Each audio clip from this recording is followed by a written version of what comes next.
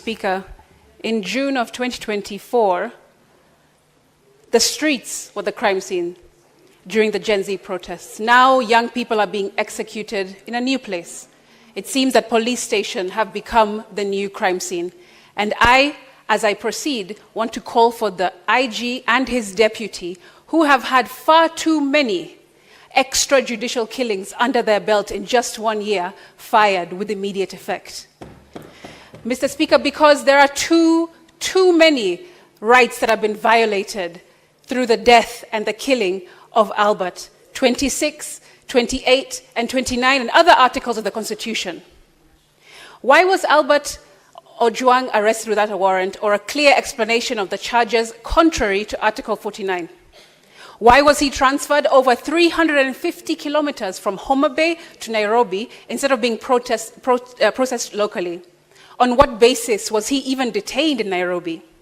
Why was his safety not guaranteed while in police custody as mandated by Section 59 of the National Police Service Act? And if the allegations of corruption that he made were worth killing him, then why isn't this precisely what we're investigating? Because only a hit dog hollers. DCI should not be seen anywhere near this investigation, Speaker. A judgment by Justice Mugambi on the 9th of May 2025 clarified that only IPOA has the mandate to investigate deaths and injuries caused by police officers who are on duty or occur in custody. Not DCI, not any other department of the police.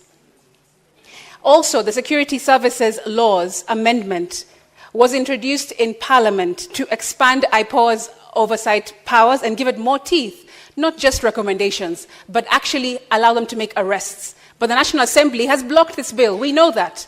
They say that it doesn't concern counties, thereby stalling its legislative process in this Senate, and therefore obstructing real justice. We have to fight as a Senate to bring that bill.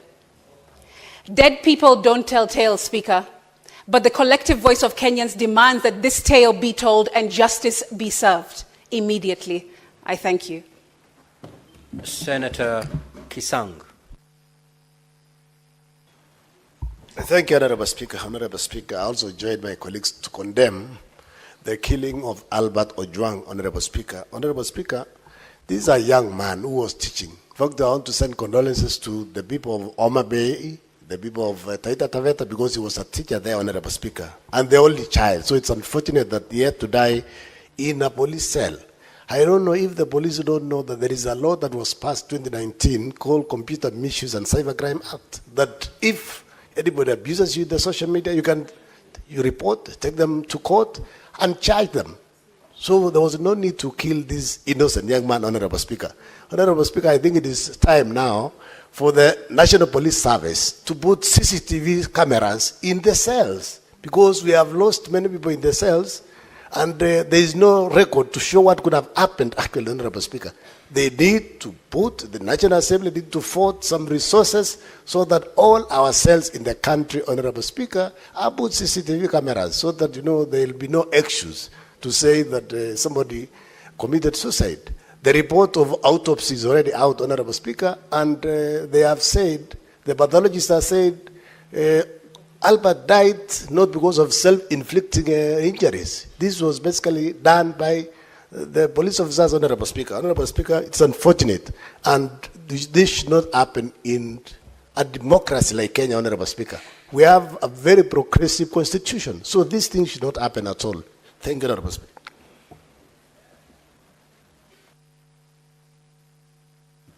Senator Dulo.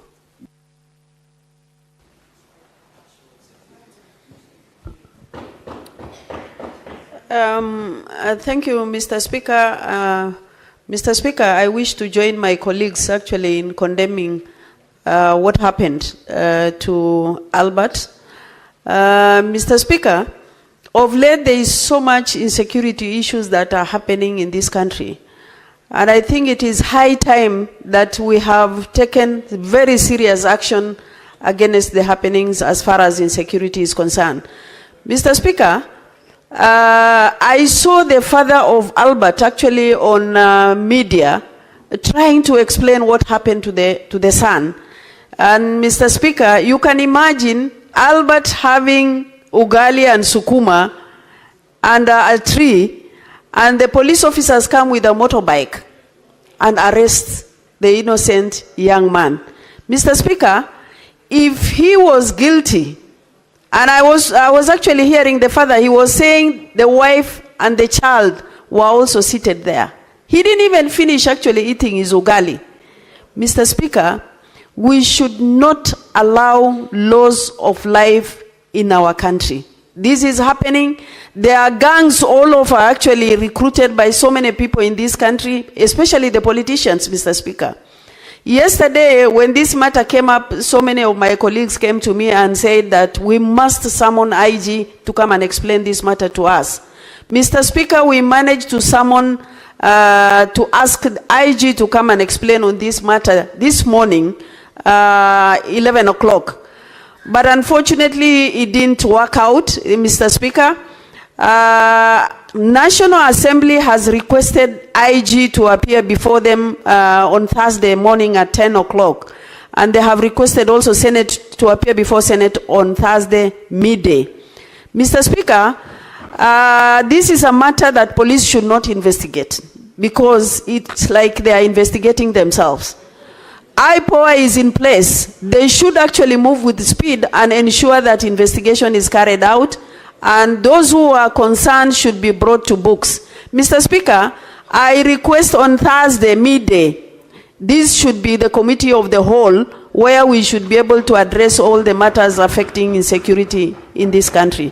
I thank you, and I pass my condolences to the family of Albert and the wife and the widow, the widow and the child. Mr. Speaker, this is a very serious matter that needs to be dealt with and put to a stop. I thank you.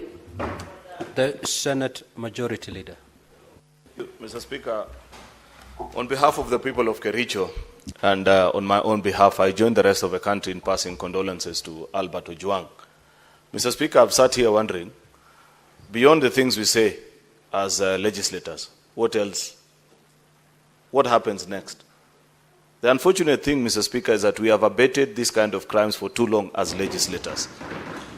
We want to sit here, get clips on TikTok and say, you know, I expressed my rage. Look at the house, it's virtually empty. Because people have shared what they want to say. They have gotten theirs for the afternoon, Mr. Speaker, without a recourse. Mr. Speaker, the motion that we passed here after the June 25th protest, if we had adhered to it, and our committees, and I've said this more than 100 times on this floor, Mr. Speaker, that there were specific things that we asked each of our committees to do. The arrest procedures, Mr. Speaker, was part and parcel of what we passed in that particular motion. Mr. Speaker, the rights of protesters was part and parcel. If that had been addressed, Mr. Speaker, the young people of Angata Baragoi would not have been killed. If we had done the arrest procedures, Mr. Speaker, Albert Ojwang would not have been picked from Homa Bay to come here. And up to when, Mr. Speaker, do we want to be a house of lamentations? Let us be serious with our work. The people of our individual counties, Mr. Speaker, did not vote us in here to come and lament like them. We should be embarrassed. This is not a matter that we should even be addressing, Mr. Speaker, because we know for a fact that we have the power. If you, as a member of parliament, whine, what do you expect young people to do, Mr. Speaker? I want to urge ourselves that for once, let us take our duty seriously. Let us ask our committee on security to lead us into a conversation. In a sitting of the entire plenary, the same way the late Senator Yusuf Haji led us in this house, in a sitting of the entire plenary, when our 3 colleagues were arrested arbitrarily. But our Speaker, let us stop this hypocrisy of just speaking and going home. People are disappointed in our actions. I expect that Professor Ojenda, that you serve as a vice chair of this security committee, together with Senator Fatuma Dulo. You want us to speak about these issues until when? Surely, can't we lead the country into making the right decisions on how to handle protesters, how to handle arrested people, how IPOA, Mr. Speaker, can do their job without being interfered with, Mr. Speaker? Because last month they told us they are investigating those who kill people in Angata Baragoi. To date, we don't know who it is. How difficult is it to tell the country, even just to know, who are these officers that went for Albert in Homa Bay? Up to now, we don't know who they are. Yet when none of our own died, Mr. Speaker, we were being given a blow-by-blow explanation hour by hour. The life of Albert Ojwang is more important. Senator Professor Jen. Thank you, Mr. Speaker. Mr. Speaker, let me join colleagues to commiserate with the family of the late Albert Ojwang, but also, Mr. Speaker, to condemn in the strongest terms possible, though I'm the Vice Chair of the Security Committee in Senate, and to undertake, Mr. Speaker, that the committee, as and the Chair has spoken, will go right to ensure that this matter is dealt with as by law required. Mr. Speaker, it is clear that under the Independent Police Oversight Authority Act of 2011, this matter must and ought to be investigated first by IPOA. And I'm glad that I saw the chair of IPOA, Commissioner Ahmed Isaac, together with the IG and the DIG and other police officers at the Central Police Station, which was the crime scene. Mr. Speaker, two things that I want to point to, Mr. Speaker. Our colleagues in this House have this afternoon spoken and made a number of suggestions. The first suggestion, Mr. Speaker, is that this matter be dealt with by the commission of inquiry and a commission of inquiry appointed under CAP, Chapter 102 of the Laws of Kenya, the Commission of Inquiries Act. Mr. Speaker, since the law clearly spells out the role of IPOA under Sections 5 and 6, this matter would be best initially investigated by IPOA. And Mr. Speaker, unlike my colleagues who have come before me, it is important that every person in this process be investigated. It is also important, Mr. Speaker, that we do not at this point in time call upon the resignation of individuals, including DIG Lagat, who had filed a complaint, but to go to the depth of the investigation and establish who was responsible, who caused the death of Albert Ojwang. Mr. Speaker, the second point is this, that it is clear, Mr. Speaker, that a murder has been committed. A murder as prescribed under Sections 204 and 207 of the Penal Code of the laws of this country, and the police officers who are culpable or who are linked to this offense, those who are in charge of Albert Ojwang right from the time of arrest, must all be arraigned in court. We want to see action in the same manner and fashion as happened in the case of the late Ngondowere, so that we have action. It is not enough, Mr. Speaker, to call upon officers to resign before they investigate.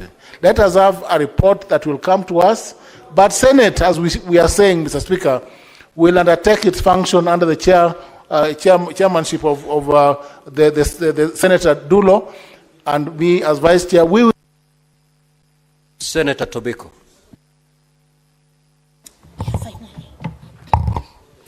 Thank you, Mr. Speaker.